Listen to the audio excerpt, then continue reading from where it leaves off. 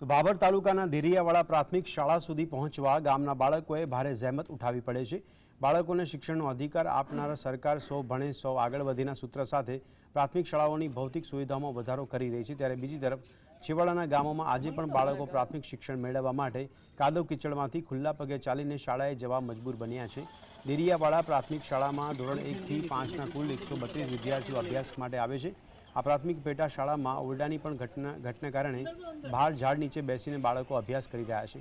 જે ઓરડા છે તે પણ જર્જરિત હાલતમાં હોવાથી ચોમાસાની ઋતુમાં જોખમ રહે છે। શાળાના ઓરડાનો પાયો મજબૂત ન હોય તો વિદ્યાર્થીઓનો ભણતરનો પાયો મજબૂત કઈ રીતે થશે? શાળામાં પાયાની સુવિધાઓનો જ અભાવ છે। આ શાળામાં આચાર્ય સહિત 3 શિક્ષક ફરજ બજાવી રહ્યા છે અને 2 શિક્ષકની 1 વર્ષથી ઘટ છે।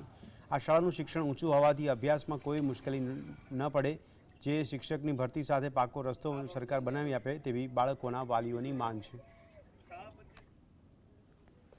અહીંયા સુઈગામ હાઈવે રૂની ગામથી પેટા શાળા આપેલી છે, દેરિયાવાડા પ્રાથમિક શાળા, જે ત્યાં રસ્તાની બહુ મુશ્કેલી છે।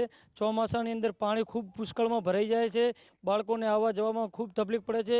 એનાથી બાળકોને પાણીજન્ય અને ચામડીના રોગોનો પ્રોબ્લેમ ખૂબ થાય છે તથા અહીંયા વાલીઓને મૂકવા આવવામાં પણ ખૂબ તકલીફ પડે છે। એટલે સરકારને અમારી અરજી વિનંતી છે કે સત્વરે અમને 2 કિલોમીટરનો રોડ કોઈ પણ કાળે ઝડપી નિકાલ કરાવી અને રોડ બનાવી આપે અને ઝડપી કામ કરે એવી અમારી સરકારને વિનંતી છે। આજ દિન સુધી 5 બાળકો MBBSમાં પ્રવેશ લીધેલો છે। 1 બાળક આ શાળામાંથી ભણી અને ક્લાસ 2 અધિકારી પણ બનેલું છે। લાસ્ટ 2 યરની અંદર જે સરકાર જ્ઞાન સેતુ સ્કોલરશિપ પરીક્ષા લે છે એમાં ગયા વર્ષે મારા 6માંથી 4 બાળકો સિલેક્ટ થયા હતા। ચાલુ વર્ષે પણ જે પરીક્ષા આપી હતી 14 બાળકોએ આપી હતી, જેમાંથી 10 બાળકો ઉત્તીર્ણ થયા હતા અને 6 બાળકોએ મારો મેરિટ યાદીમાં સ્થાન મેળવી અને સરકારશ્રીની આ સ્કોલરશિપના વિવિધ લાભ મેળવેલા છે।